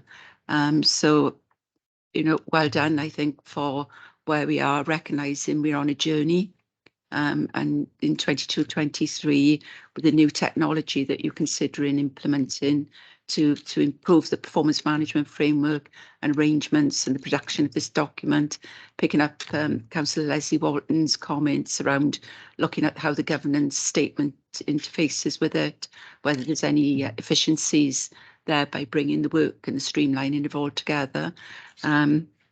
So recognising those recommendations, and I'm hoping you can support those recommendations, Councillor Holly, and you take that back through to scrutiny as well, because it's important that it's important we will look that, at it. yeah. I think one of the things we will look at is the methodology to use through the three the future reports, because, as you say, this is the first one. Yeah. I am aware of some of the things that have been said, and have had discussions with others about it, but I take your points and we will look again at them as we go through the months that we have the reports from Richard. Yeah. Thank you. I think this is a journey for our committee and for the Governance and Audit Committee as well, to make sure we maximise the efforts that we both put into ensuring that the public are seeing a really good piece of work and are able to get confidence that the council is trying to deliver the objectives and aims that they've set. Okay. So thank you for that, and thank you for everyone concerned.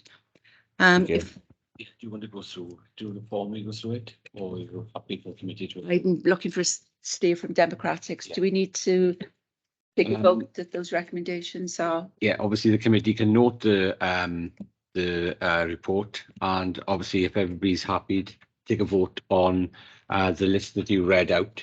If everybody's happy with that, can we do that? I can list that in a minute as a decision. Yeah. So just to clarify, if everybody's happy with that. Over to you, then.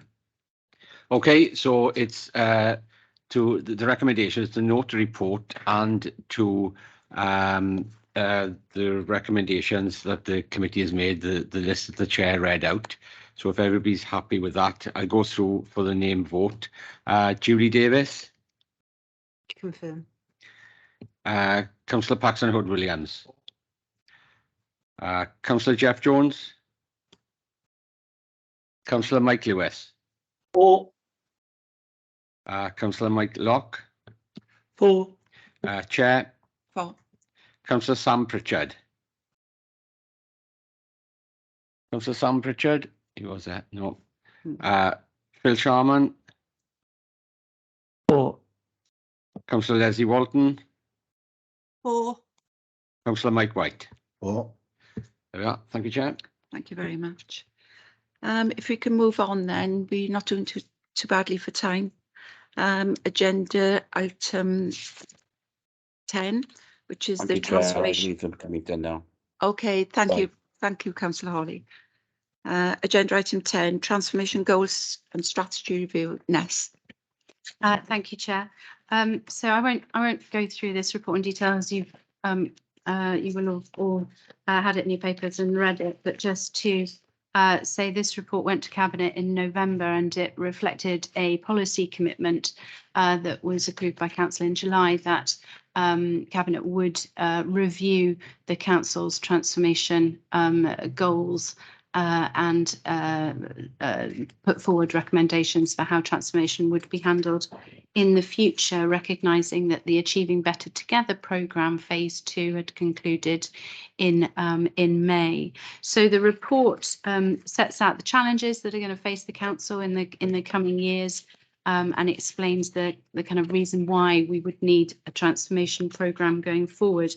I think it's always worth just focusing on the definition of transformation, because it is a word that is frequently used in organisations and can quite often be confused with just incremental change or improvement. So at the top of page 276 there, you'll see a definition of transformation, and it's really making the point that it's about significant change. And so It's about the operating model, technology, processes, and of course service delivery. So the council has been on a transformation journey since 2015, and you'll be aware of the Sustainable Swansea programme, which ran until 2019-20, and then more recently Achieving Better Together, albeit that the first two phases of Achieving Better Together were very much about the pandemic and the council's response to the pandemic. And it hadn't yet reached the point of phase 3, which was the transformation element of that programme. So section 3 sets out some of the elements of the Achieving Better Together strategy and where we had got to at that point. And then section 4 looks at the future. And so in setting out what transformation should look like in the future, section 4.1 really focus on the critical success factors. So what does a transformation programme need to contain or to have in place in order to be effective? And those are listed there. And so in section 4.2, we identify a vision for transformation for the council between 22 and 27. And it's important to stress here, I think, that this relates to it is about recognising particularly the financial challenges, but also some of those other challenges around demographic change, etc., that the transformation may result in actually delivering the same outcomes and not seeing a worsening of outcomes, as well as in some cases improvement of outcomes. And I think that's an important distinction to make at this point. In section 4.3, there are 6 strategic goals highlighted there as being the things that we'll try and secure through this transformation strategy that we'll be adopting. And then the next section, section 4.4.55 and 4.6, recognises that actually directorates are already engaged in transformational activity. And so what we want to make sure that we're doing in the next period is really drawing out the most important significant changes that we'll be making across the council, across services under those wellbeing objectives that we can pull together into a corporate transformation programme. So directors, 4.7 references there that directors be working with cabinet members over the next period to develop a plan that does exactly that, that brings together both service specific transformation as well as organisational wide transformation, and aligning that plan to regional and national plans, for example, the plans that we have of transformation in the Western Bay Regional Partnership Board.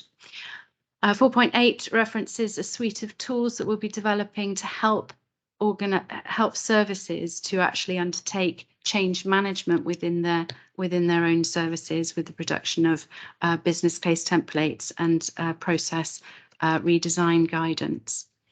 And then 4.9 recognises that actually there's no corporate staff resource for transformation within the council. Directorates do have some transformation staff resource, but there's nothing corporately in place. And where we're looking at cross-cutting programmes, for example, digital or workforce, we recognise that those things won't happen if we don't have the resources that we need to deliver them, and that we need to develop business cases which will go through a robust process to seek funding for those at the appropriate point. 4.10 references that in January, the Organisation Transformation Corporate Development Committee will be taking a paper which reviews the Sustainable Swansea and Achieving Better Together programmes, so that we can make sure we're drawing out any learning from those programmes as we develop the next iteration of our transformation plan, and that we will then bring that detailed plan back to Cabinet in March 2023. Section 5 talks about the governance of the programme going forward, and this really builds on some of the lessons learnt that have come from the Achieving Better Together programme, where feedback from Cabinet and from CMT colleagues about the need to make sure that we're not adding bureaucracy, that we're streamlining and making sure that the governance is appropriate, but that it isn't overly or unnecessarily onerous. And so section 5.2 there sets out the proposed arrangements, which will be that each individual programme has a director and lead and a cabinet member, and that then quarterly there is a meeting of the Transformation Delivery Board, which is a board chaired by the Deputy Leader for Service Transformation, which then will report up to Cabinet CMT about 3 times a year. That delivery board has met for the first time and has agreed its terms of reference, and it has also had an initial discussion about what are the key programmes that should sit within that transformation plan. That work will be ongoing and over the course of the next couple of months, and I say will culminate in a report to Cabinet in March. So with that, Chair, I'll open it up to questions from the committee. Thank you. Thank you, Ness. Any questions around the table? Councillor Paxton Hood-Williams. Thank you, Madam Chairman. It's not a simple question, but in terms of item 4.3, which are the strategic goals, are we intending at this stage to assess how successfully we're achieving those goals? I think is something that we would need to know. So in terms of the programme will be designed to ensure that we are meeting those goals, and then it will be monitored to keep track of the extent to which we're being successful. In terms of baselining, is that the question? Well, I'm just wondering, it's quite broad goals in essence. For example, what do we mean exactly by economic prosperity? Does that mean improvement for people or everybody? Yeah. And how are we going to measure that? How do we measure these things? So in terms of the key performance indicators, these things will be linked to the measures that sit in the corporate plan. So under our wellbeing objective for economic development, for example, and infrastructure, there will be a range of key performance measures that will enable us to monitor whether the actions we're taking are having the effect. Yet?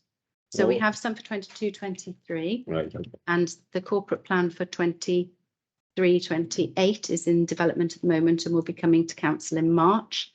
And so those indicators are being worked up at the moment, and they will be aligned to the transformation programme as well as be brought more broadly into the corporate plan. Be interesting to see those documents.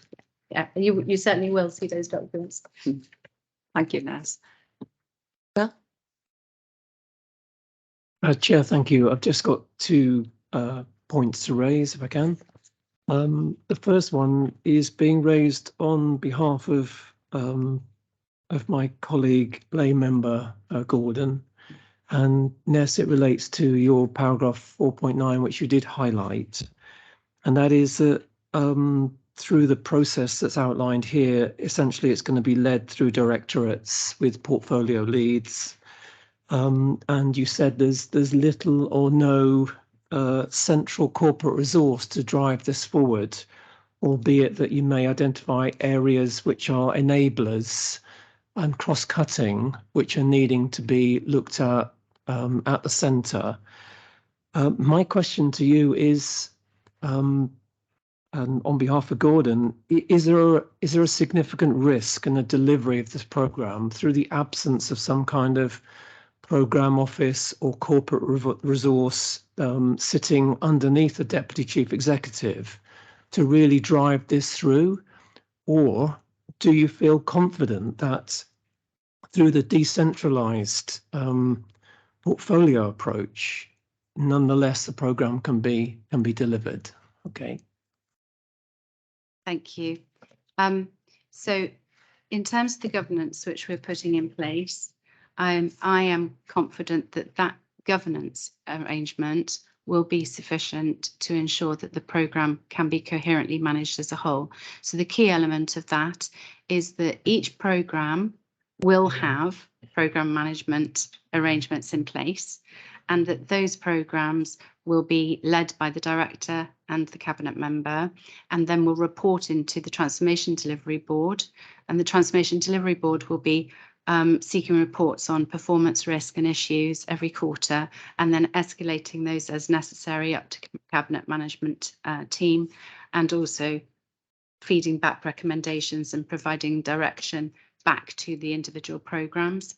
So in that sense, I don't think an overall programme office is required to manage the coordination of that, that we should be able to do that effectively using the existing resources that we have in the corporate centre. Mike?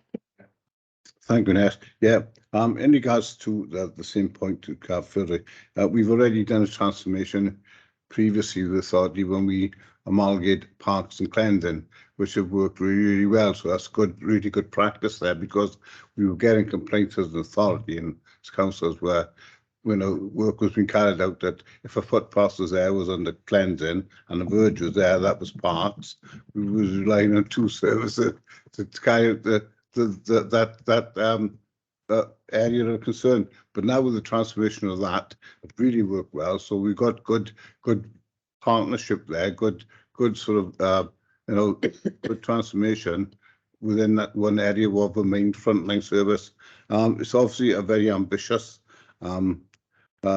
way forward that we want to do. Obviously, we've got to work not only Swansea Council, but all authorities. We've got to work more, as they say, we've got to all tighten our belts because of the issues we've got financially. But it's about, as they say, working more smarter, more slicker, and showing that we are in taking the city forward for our residents. And as I say, I've got every confidence that this will obviously be rolled out.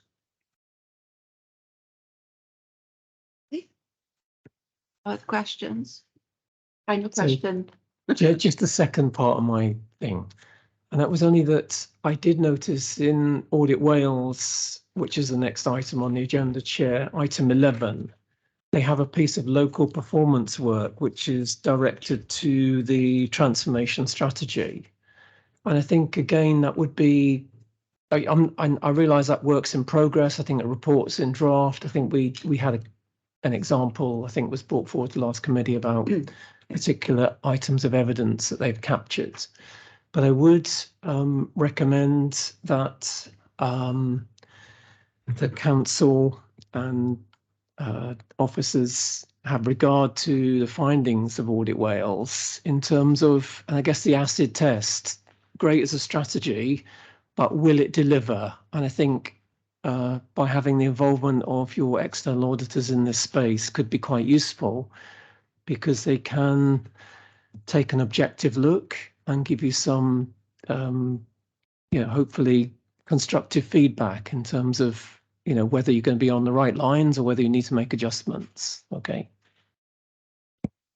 Thank you, Phil. Just to say, we are working quite closely with Audit Wales, so they're very aware. They've seen this report and the other reports that we've done so far, and are also observers on our Transformation Delivery Board, so did attend our meeting, which was the week before last, and they'll continue to do that. So we have an ongoing dialogue where we can get their insight and advice and guidance on the progress we're making. Okay. Thank you, Nurse, for that, and also thank you for attending to reinforce some of the other reports. Our next item on the agenda is the Audit Wales programme and timetable. Have we got anybody from Audit Wales in attendance? I'm Gillian. here, Chair. Yes. Welcome, Gillian. You can take us through this quite quickly, if you don't mind. No, because I'm aware councillors, so some councillors have got to go on to another meeting at 4 o'clock. So yeah, this is just our quarterly timetable, which gives you an overview of our work, and also that of Estyn and Care Inspectorate Wales. It is a point in time. This was at 30th September 2022. There's not very much I want to draw your attention to, really. I suppose I could update you on sort of the financial audit work. We've now had your set of accounts and are auditing those. Swansea Pension Fund we've signed off, and we're also working on the certification of your grant claims. I think in terms of local performance work, quite a lot of it's in draft. Reports are being drafted and agreed with the relevant officers, and a couple of national reports to draw your attention to that have been produced since the last update went to you. And then, as I said, there's also information there for you on Estyn and Care Inspectorate Wales programme of work. If anyone's got any questions, I'd be happy to take them. Well, I think's got a question. Chair, thank you. So really pleased to hear that you've received draft financial statements. I know that that's something which, as a committee, we're eager to see came through. Director of Finance outlined to us the technical challenges involved in producing this time a set of financials for you to audit. In your report on page, I think it's on page 1 actually, Gillian, you've got the table there saying description of work and then timetable. It's saying February to December 22, that's for the audit of the financial statements. Are you able just to give us an indication of when you expect you'll be ready to report your draft ISA 260 report to Director of Finance and then route that through for our consideration, just broadly at this point? Thank you. Work is progressing on the accounts. It's with the Christmas break, with other priorities and other things to do, and we've got the accounts fairly late. I can't actually say at this point in time when we'll be able to give you that, but it will be as soon as we can do. And I said, as you know, electors have the right to inspect accounts. The date for that isn't set until the 2nd of February. Was it the 1st of February? So we won't be able to do anything until that period has passed anyway, in case anyone does raise a question that they want to ask us, and we have to respond and look into any questions that are asked. Okay, so in programming terms, then we might expect something, let's say in March or thereabouts. Is that right? Hopefully a bit earlier than that, but okay. It won't be this month, and it probably won't be January now. Okay, no, just managing expectations. That's the thing. So hopefully it will be before the end of March, because it'll be very difficult for Ben if he's not got a site ISA 260. It would be really good if we could get it signed off before the end of March, but I recognise that is a big ask given where we are. Okay. We're going as fast as we can. That's all I can say is authority officers are being very helpful at this point in time, but obviously there is the Christmas break coming up. People traditionally take leave on both sides, so it'll be January, the next January committee. I can give you a better update. Can I just ask quickly, the local risk work on achieving better together transformation, it's saying the report is drafting, and it's saying the report on assurance and risk assessment is ongoing. Any idea when we're likely to see those reports, Gillian? On page 5 and page 6.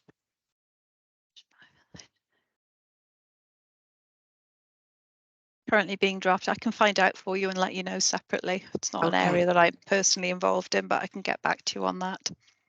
That's great. Are there any other questions on Audit Wales report? Thank you for the information about the other reports that have been published for Yeston, etc. I find that very useful for assurance purposes. And I've read some of the reports, they're quite interesting. So thank you for attending. Sorry I've had to wait so long to present that report, Gillian, but that's okay. Thank you so much. If you want to leave the meeting now, you're welcome to do so. On the homeward track now, agenda item 12 is the tracker report. There's quite a number of actions that are ongoing, some of which are related to the Oracle, I think.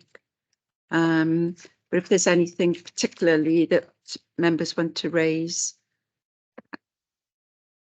on this, perhaps we can have a look at it closer, see if we can close some of those down by the next meeting, which will be January now. Recognising we've got the Christmas break in between. I'm not sure there's anything I've got. If any other members got anything? No? We can move on then to the Audit Committee work plan. So that gives us an indication of what to expect in future months. And it's also including now the Scrutiny Committee's work plan, which has been recently agreed. So that enables us to make sure that we're aware of what scrutiny is doing, and scrutiny likewise are aware of what we'll be dealing with over the next couple of months.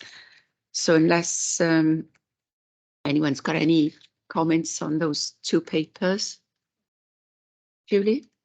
Could I just ask when accounts receivables are supposed to be bringing the next update to us? Because I couldn't see it on this plan. Perhaps it's post April 23. No, it's January. It's January, is it? Yes, if it's not on the list, it should be. Thank you. Thank you, Ness, for that. So if there's nothing else, then I think that concludes. Nothing I can see, no hands up on screen, no hands up around the table.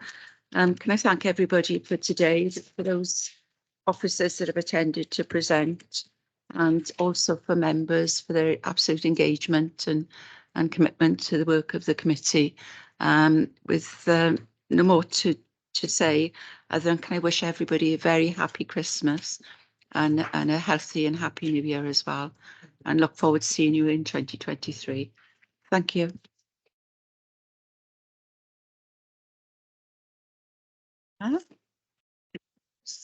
Thank you, Ness. I appreciate that.